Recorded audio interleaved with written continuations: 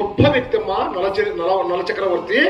ఆయన చరిత్ర నలుణ్ణి, ధమయంత్రిని, కర్కోటకుణ్ణి, ఋతుపర్ణుణ్ణి ఈ ముగ్గురిని తెలుసుకున్నారంటే వాళ్ళ దగ్గర శనే రాదు. ఈ నలుగురిని ప్రతిరోజు లేస్తేనే స్మరించితే ఏ రోగాలు కానీ ఏంటివి కానీ కూడా రావు అని చరిత్ర. అలా కాబట్టి అమ్మా నలుణ్ణి ఏ మాత్రం నొప్పించకుండా మీరు ఒప్పియాలి. ఈయన నలుడు ఉన్నాడు, ఆయనకు సరిచోడి ధమయంత్రి ఉంది. ఏడా ఇదర్ప పట్టంలో ఇద్దరు కలపాల మీరే ఎటగలుగుతారో మాకు తెలియదు.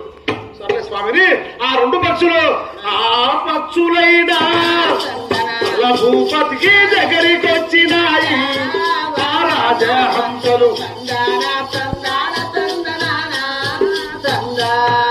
ఆ రెండు రాజహంసలు అలా వచ్చినాక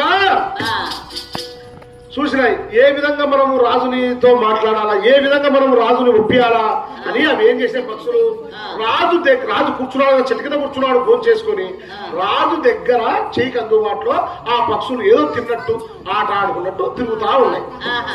అప్పుడు రాజు అట్లా ఇట్లా చూస్తా ఉన్నాడు. నలభూపతి చక్రవర్తి చూస్తా ఆహా ఈ రాజహంస పక్షి ఎంత అందంగా ఉందని, అది మగ పక్షి ఆడపక్షి చూసుకోవాలి తెలుసు కదా అని ఒక పక్షి చేయి మీద నెత్తి మీద చేయి వేసి నిమిర్నాడు.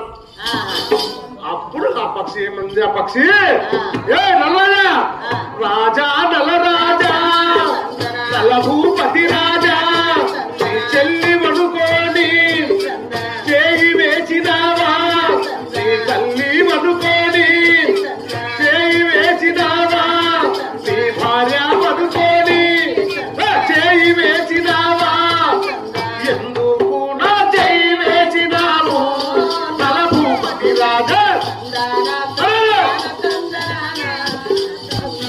ఏమయ్యా నల చక్రవర్తి నువ్వు ఏమనుకున్నాను చేయొచ్చువి ఆడపక్షి మీద ఇస్తాడు ఆయన.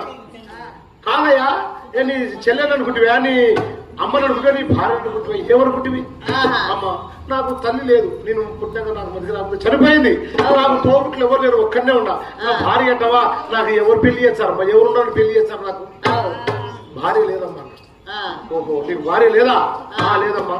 ఎవరు లేరు, నేను ఒంటరిగాన్ని ఏ కాకి ఈ రాజ్యం వెళ్తున్నా మా చేతికి రాజులు పెళ్లి చేసుకుంటే భార్యతో